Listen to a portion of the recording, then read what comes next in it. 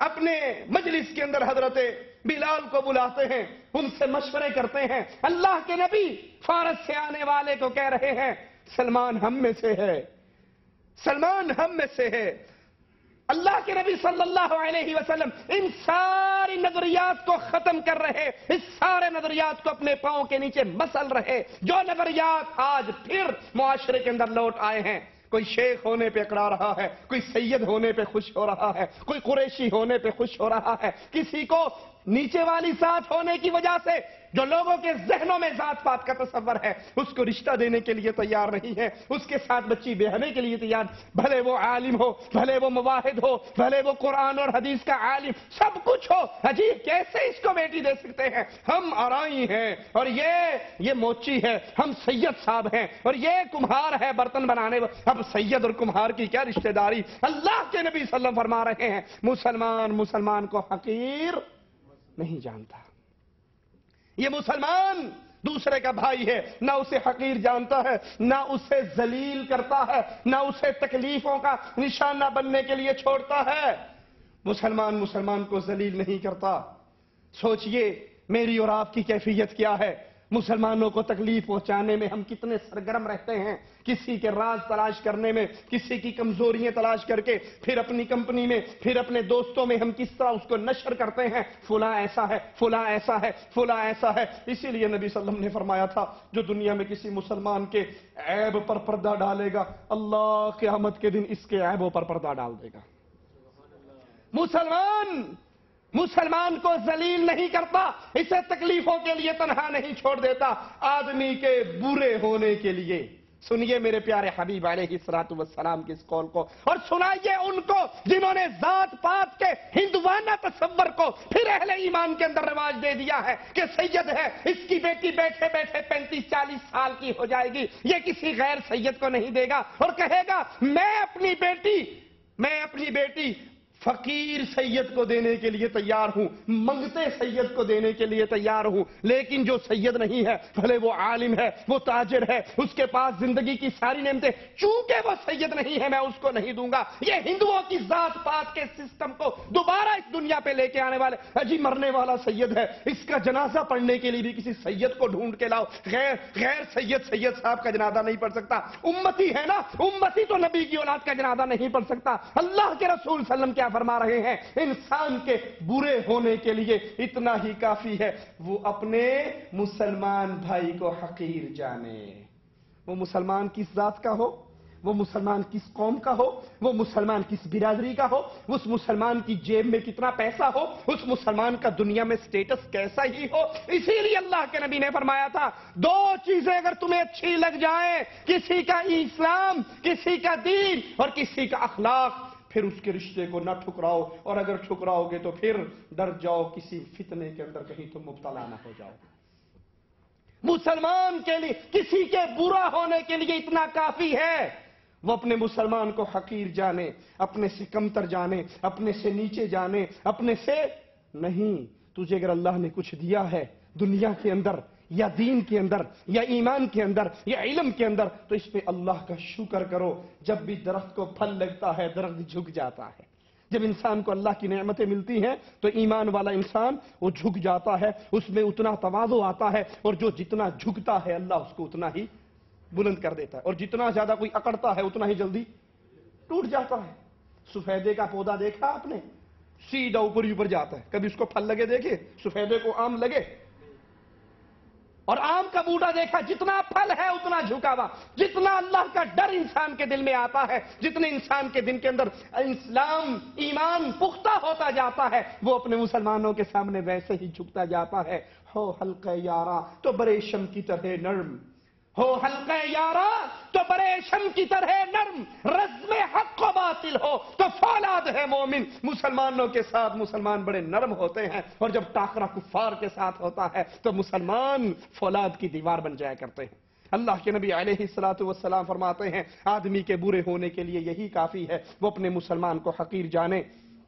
ہر مسلمان کا خون، اس کا مال، اس کی عزت دوسرے مسلمانوں پر حرام ہے۔ اسی طرح ایک اور حدیث کے اندر اللہ کے رسول صلی اللہ علیہ وسلم فرماتے ہیں آپ اس میں بغض نہ کرو۔ کیا نہ کرو؟ آپ اس میں बुग़्ज़ ना करो, दिलों के अंदर हसद ना रखो, आप इसमें बुग़्ज़ ना करो, बाहमी दुश्मनी ना करो, एक दूसरे के सौदे को बिगाड़ने के लिए उसके ऊपर सौदा ना करो, अपने सौदे पर कायम रहो। हमने देखा होगा ना अक्सर, किसी इंसान ने आम खरीद लिए, 10 किलो आम उसके पास है, अब वो लेकर जा रहा है, अचानक फिर आगे एक दुकान आ गई, वो ये समझा कि कहीं मैंने यार महंगे तो नहीं खरीद लिए, मैंने 10 रुपए किलो लिए, कहीं रेट ज्यादा तो नहीं दिया। वो अगली दुकान वाले से पूछता है, हालांकि बेच वो भी उसी रेट से रहा है जो पीछे से लेकर आया, लेकिन उसको पता है किसके हाथ में है, इसने लेने नहीं। आम किवें ने जी 5 रुपये किलो, वो कहता तेरा पेड़ा, 5 रुपए किलो, मैं तो 10 रुपए लेके आया यार। ठीक है, अल्लाह के रसूल सल्लम फरमाते हैं, ये समझाने के लिए सिर्फ एक मिसाल बयान की कि मुसलमान का सीना दूसरे मुसलमान, जो रिज़्क अल्लाह ने तेरे लिए रखा है ना वो तुझे मिलेगा। जितने गाहक तेरे पास आने हैं वो तेरे हैं, जो किसी और के पास जाने हैं, इसकी वजह से आप इसमें हसद ना हो, चूंकि इसने मेरे पास से तो लिया नहीं, आज की रात ये सोए तो ना, इसे पता तो हो ना कि दोबारा उसके पास मैंने नहीं जाना, वो महंगा बेचता है। ठीक है, अल्लाह के नबी फरमाते हैं मुसलमान एक दूसरे से बुग़्ज़ नहीं करता, एक दूसरे से बाहमी दुश्मनी नहीं करता, एक दूसरे के सौदे को बिगाड़ने की कोशिश ना करो, एक दूसरे के सौदे पे अपना सौदा कायम करने की कोशिश ना करो। अल्लाह के बंदो, आप इसमें भाई भाई बन जाओ। ये वो निशानी है जिससे पहचाना जा सकता है ये बंदा अल्लाह के मोमिन बंदों से कितना प्यार करता है। इज्जत और एहतराम की फदा आप इसमें कायम कीजिए, ये निशानी है और ये इलामत है जिससे पहचाना जाए कि ये मोमिन से प्यार करता है और काफिर से बुग़्ज़ करता है। मुस्लिम मुआशरे में एक दूसरे का एहतराम करना, एक दूसरे की इज्जत को जांचना परखना, उसके मुताबिक उसके साथ मामलात करना, ये बाहमी मोहब्बत की वादे तरीन दलील है। मालिक अज़्ज़ा वजल कुरान हकीम में बयान फरमाता, जरा गौर कीजिए अल्लाह अज़्ज़ा वजल की इन आयात पर। मालिक फरमा रहा है, या अय्युहल्लज़ीना आमनू ला यस्खर कौमुम मिन कौमिन असा अन यकूनू खैरम मिनहुम। ए अहले ईमान, अल्लाह की कसम खाकर कहता हूं, अगर ये जो चंद आयत में पढ़ने लगा हूं, अगर ये आयात सच्चे दिल से मेरे और आपके दिल इसको कबूल कर लें, हमारे घरों के फसाद, हमारे मुआशरे के फसाद, घरों के अंदर सास और बहुओं की लड़ाई, ननंद और भाभी की लड़ाई, भाइयों की लड़ाई, ये सारी खत्म हो जाएगी। अल्लाह क्या कह रहा है, गौर कीजिए, या अय्युहल्लज़ीना आमनू, ए अहले ईमान, ला यस्खर कौमुम मिन कौमिन, कोई कौम किसी कौम का मजाक ना उड़ाए। कोई कौम जी किसी कौम का मजाक, हम क्या करते हैं, किसी पाकिस्तानी से गलती हो जाए ना, या किसी पाकिस्तानी पे गुस्सा आ जाए, फौरन क्या कहेंगे, सारे पाकिस्तानी ऐसे ही होंगे। किसी को किसी बंगाली पे गुस्सा आ गया, वल्लाह कुल्लू बंगाली, सब बंगाली ऐसे। किसी को हिंदी पे आ गया, कुल्लू हिंदी, सारे हिंदी ऐसे। और अंदर फिर अपनी कौमें हैं, पठान को पंजाबी पे मारा, ये पंजाबी है, पंजाबी ने तो करना ही ऐसा होता हो, या जो पंजाबी फिर उसको सिंधी पे आ गया, भाई बेवफा कौम है सिंधी, जो एक दूसरे की कौमों का मजाक है। एक आदमी की गीबत करने का कितना गुनाह, और पूरी कौम की गीबत करने का गुनाह कितना होगा। मालिक कह रहा है, कोई कौम दूसरी कौम का मजाक ना उड़ाए। आपका मामला किसी एक फर्द से है, इस एक फर्द की वजह से उस फर्द की पूरी कौम को गाली ना दीजिए। कोई कौम किसी कौम का मजाक ना उड़ाए। हो सकता है तुम ना जानते हो जिसका मजाक उड़ाया जा रहा है वो तुमसे भी ज्यादा बेहतर हो। वला निसाउम मिन निसाइन असा अन यकुन खैरम मिनहुन, कोई औरत किसी औरत का मजाक ना उड़ाए। अच्छा, अब जब एक कौम का कह दिया तो कौम में मर्द औरत बच्चे सारे नहीं आ गए, फिर अलग से औरत का क्यों कहा? क्योंकि औरतों को खास बीमारी होती है, औरतों को खास बीमारी होती। जहां ये बैठेंगी, फलानी ने एवं किया सी, उन्हें तेरे बारे च ए क्या सी, तिल्ली यहां से उठी वहां लगाई, वहां की वहां लगाई, शाम को घर आई तो 4-5 घरों में लड़ाई हो रही होती। इसलिए जो चाहते हैं ना हमारे घरों में लड़ाई ना हो, वो अपनी बीवियों को लेके ही नहीं जाते।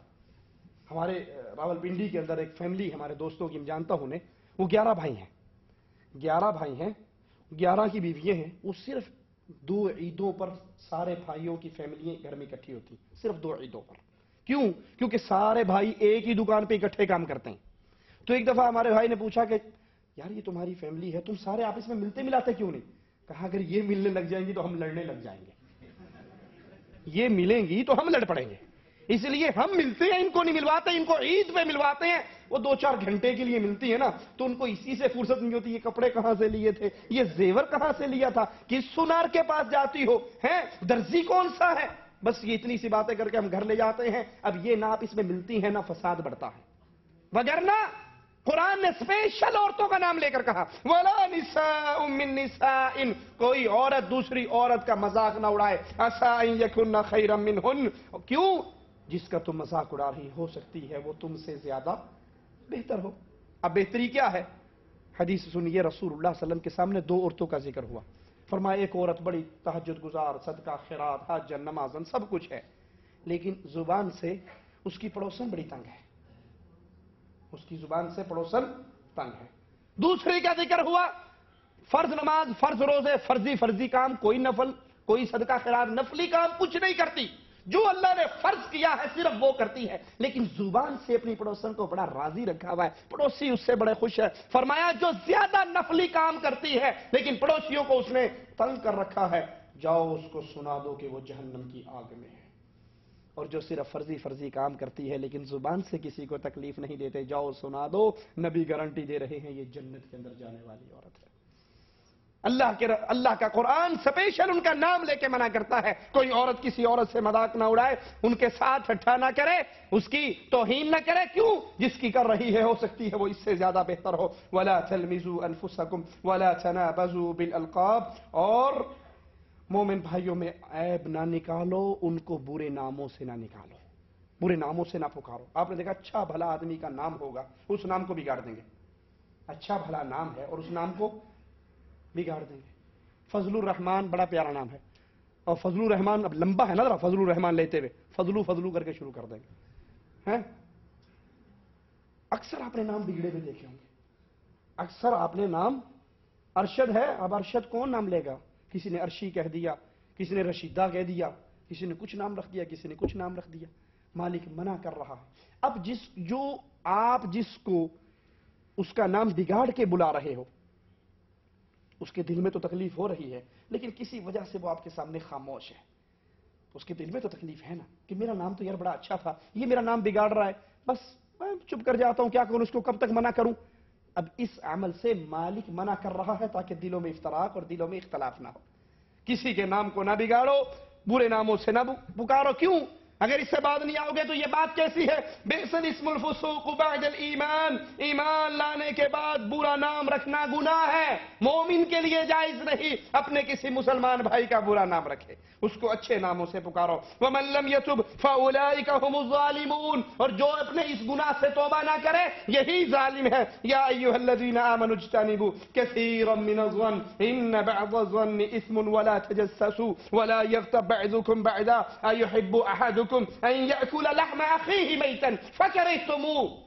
آئیے ذرا قرآن پاک کی ان آیات پہ غور کریں، مالک کیا فرما رہا ہے؟ یا ایھا الذین آمنوا اجتنبوا کثیرا من الظن، اے اہل ایمان زیادہ گمان نہ کرو، زیادہ گمان گناہ ہوتے ہیں۔ اب گمان کیا ہے؟ گمان کیا ہے؟ ایک بھائی نے گاڑی لے لی، آپ اللہ کا شکر ادا کرو، اللہ نے اس کو ایک نعمت دے دی، اللہ آپ کو بھی دے۔ اچھا اب یہ جو گاڑی لی ہے اس نے کہاں سے لی؟ اس کے پاس تو پیسہ نہیں تھا۔ اب یہ سوچے ہیں ذہن کے اندر، اس نے مکان بنایا کہاں سے بنایا، اس نے فلاں پراپرٹی جو خریدی ہے، اس نے کہا بھائی اگر اس نے حلال طریقے سے خریدی تو اللہ کا شکر، اگر حرام سے خریدی تب بھی وہی اللہ کو جواب دے گا، تو نے تو اس کا جواب نہیں دینا۔ اب یہ گمان، یہ ڈسکس چلتی ہے، پہلے دل میں گمان آتا ہے، کچھ دال میں کالا ہے صحیح، کوئی جھگڑا کو مسئلہ ہے سی، پھر اس کے بعد اگلا قدم کیا ہوتا ہے؟ وہ مالک بیان فرماتا ہے وَلَا تَجَسَّسُوا، پہلے گمان آیا، اب جاسوسی شروع ہو گئی، میں پتہ تو لگواؤ، بلاتے ہیں اسپیشل قسم کے جاسوس ہو، ذرا یار پتہ لگواؤ اس کے پاس اتنے پیسے کہاں سے آئے، اب وہ جاسوسی کرتا ہے، اس کی دائیں بائیں سے خبریں لیتا ہے، اور اس کے بعد تیسرا کام کیا ہوتا ہے؟ مالک وہ بھی بیان کر رہا ہے وَلَا يَغْتَبْ بَعْضُكُمْ بَعْضًا، سب سے پہلے دل میں گمان، پھر جاسوسی، اور جب جاسوسی کی رپورٹ تیار ہو جاتی پھر کیا ہوتا ہے؟ ادھر آنا، ادھر آؤ، ادھر آؤ، ادھر آؤ، 4-5 بندے، اب آپ دین کی بات سننے آئے ہو نا، اب یہ غیبت کرنے والے 4-5 کو بلاتے ہیں، اکٹھا کرتے ہیں، میں پتہ کر لیا ہے یہ کتوں کا مانڈے ہے، میں نے پتہ کر لیا گاڑی کہاں سے لی، مکان کہاں سے لیا۔ اب یہ کیا ہے؟ یہ جو آپس میں ڈسکس ہو رہا ہے اس کے رازوں کو یہ کیا ہے؟ یہ غیبت ہے۔ مالی کہہ رہا ہے نہ دل میں برے گمان لاؤ، نہ جاسوسی کرو، اور نہ اپنے مسلمان بھائی کی غیبت کرو۔